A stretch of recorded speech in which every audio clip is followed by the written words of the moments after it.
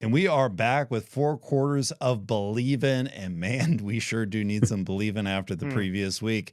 We got the Swally Dogs. We got the Fighting Frenchmen. Let's put 3 minutes on the clock. Get this underway. 4 quarters of believing. Drew, we're going to go to you first here.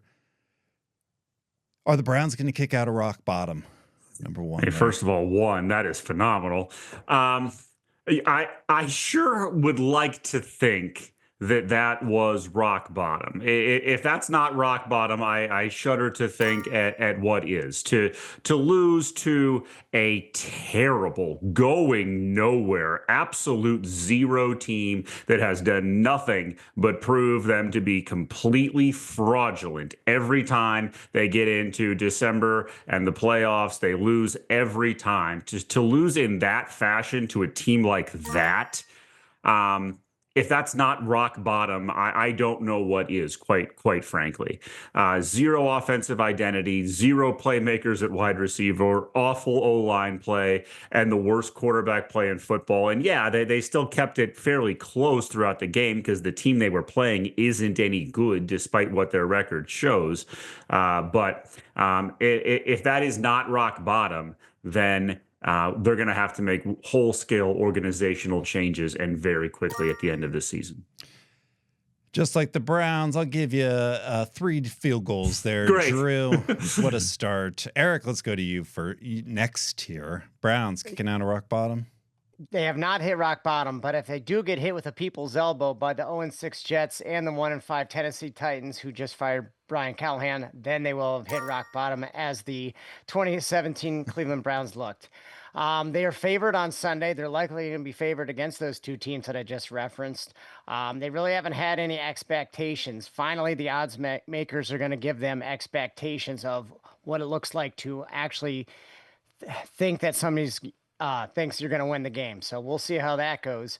Another thing that would hit rock bottom is starting to trade away top end talent for draft capital. We're not at that point of the season yet. Joel Platonio, David Njoku, Wyatt Teller have all been rumored to be on the trading block. We'll see how that goes. A couple more losses, a couple more veterans traded, and we could be seeing the Browns potentially hitting rock bottom. So, I mean, if we see Blake Whiteheart and we see Zach Zinter getting the lion's share of snaps, we're going to be in trouble. The Browns did have a solid draft. I will give them that, but they cannot be relying on these rookies to be performing exceptionally well every single game. They're going to look like rookies. They have the last game. They're going to the rest of the year. So, unfortunately, we're not at the lowest point yet. Great. Let's move to the second quarter here. What must change versus the Dolphins? Eric, let's go back to you here. What must change as we play the Dolphins? Well, apparently the Browns did not watch our last episode last week because we were telling them to open up the offense, and they did not open up the offense. They have 5 passing touchdowns in 6 games. That gives them ranked 30th out of 32 teams. Thank goodness for the London game because they had 2 passing touchdowns that one. They averaged 4.3 yards per attempt, or 31st in the league. When the linebackers are able to sit 5 yards behind the line of scrimmage and wait for passes to come, you're going to see the struggle on offense. The Browns have got to find a way to score by any means necessary. They're last in scoring percentage, meaning drives ending either in a field goal or a touchdown in the league. And that's about 25.4% of the time. So this is a winnable game. The Browns have to go big or go home and try to find a way to find the end zone, or even kick multiple field goals, but preferably find the end zone. Drew, Eric's been going big, but what must the Browns do differently against the Dolphins here? Yeah, I'd like for them to not trot out the flying Brian Jeff Hardy offense and attempt 52 passes against an absolutely garbage run defense like the Pittsburgh Steelers have. Now, the Dolphins' run defense isn't any better, but when you attempt 52 passes and you only complete 4 of them, over 10 yards down the field. That is historic ineptitude. 4.25 yards per attempt is atrocious. Now, I thought this might have been something with Joe Flacco, maybe not wanting to get hurt. This looks to be a schematic issue that they are facing, and that is unfortunate in the two-time Coach of the Year, Kevin Stefanski, to be at this point to have to say that. There just doesn't appear to be any answer in terms of threatening a defense with a big play. And until that changes, I don't see the fortunes of this team changing. I don't see the twist of fate for this team to get back to winning football. I just don't see it until they're able to open up the defense a little bit. All right, I'll continue to be a sucker for wrestling references here as I'm doling out the points. Let's move on to the third quarter.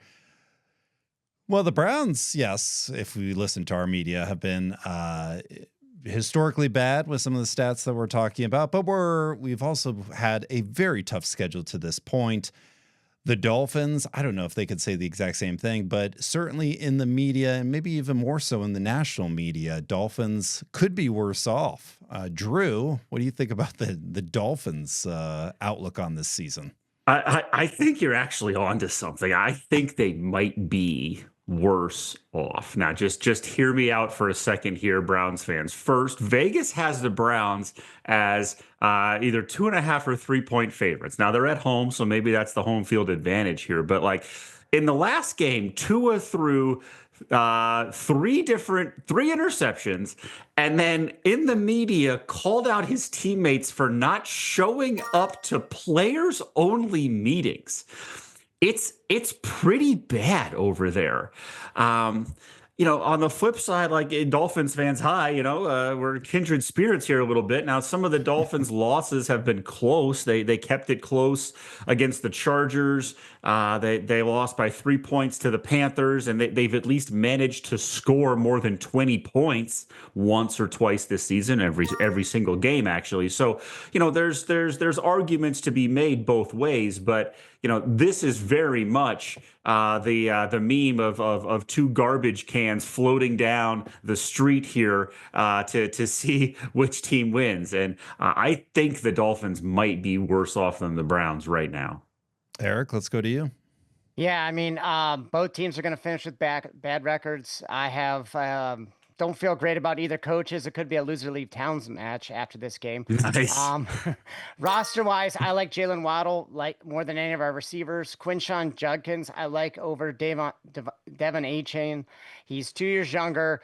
Similar stats, 383 yards, 2 touchdowns for Judkins. Achane's got 393 touchdowns, but they have a little bit more prolific offense. So again, I like the age. It's kind of a push looking at the rosters as a whole. In the draft, Browns have 10 picks, Dolphins have 8. Browns have 2 first rounders. Dolphins only have 1 pick in each of the rounds, 1 and 2. So I like not only where we're at roster wise, I also like where we're going to be down the road with our draft. Now, obviously, we have to have a competent GM who knows what he's doing, he or she, knows what they're doing to actually acquire future assets. But the other thing is, they give Myles Garrett a lot of gruff for, the post-game comments. But I think his worst comments are still not as bad as what Tua Tagovailoa just said about their team last week. I would agree, even though people are getting on Miles. Let's move to the fourth quarter here. In a tight game that we have, believe or bail, Browns scoring 20 or more than 20 points. Eric, let's give you the first shot at this. All right. While the Dolphins are ranked 29th in defense and allow an average of 29 points per game, they did have one win where they beat the Jets 27-21, which is their fewest points allowed in a game this season. So long story short, their defense allows their opponent in the game. The Browns have been playing ball control with Dillon Gabriel. They have not been trying to move the pocket for whatever reason to try to make things easier for the shorter quarterback. I expect that to change as they're playing a team that they should be able to throw it more than 4.3 yards in the air down the field. I see the defense getting an early turnover, giving it back to the offense, hopefully scoring a touchdown. I think the Dolphins are a house of cards. It only takes one little error, mistake to happen, and poof, the whole thing goes up. You can kind of read that with the locker room comments as we had discussed previously. So I think the Dolphins are going to leave the game bowing their heads, and the Browns walking away with 23 points. A tremendous outpouring of offensive production for the Cleveland Browns this year. Explosion. Drew, what do you say? Yeah, spoiler alert. I have to believe that. If I can't believe that for against this opponent, then they might not get above 20 points all year. The Dolphins have allowed 33, 31, 29, 27 to the Panthers, and 21 to the lowly New York Jets. If the Browns cannot score 20 against this team at home in Cleveland, then what are we even doing here? I have to think that maybe they get the running game going. I hesitate to offer a solution here for how they get to 20, but if they can't get it done against this team, then I don't see a path for them to ever get it done. And I think that it very much turns into a bit of an I quit match between Stefanski and McDaniels here.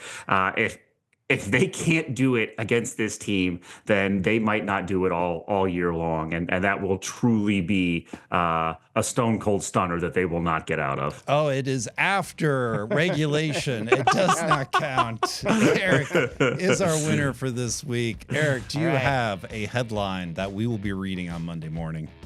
Browns squish the fish, hand a loss to a Dolphins team.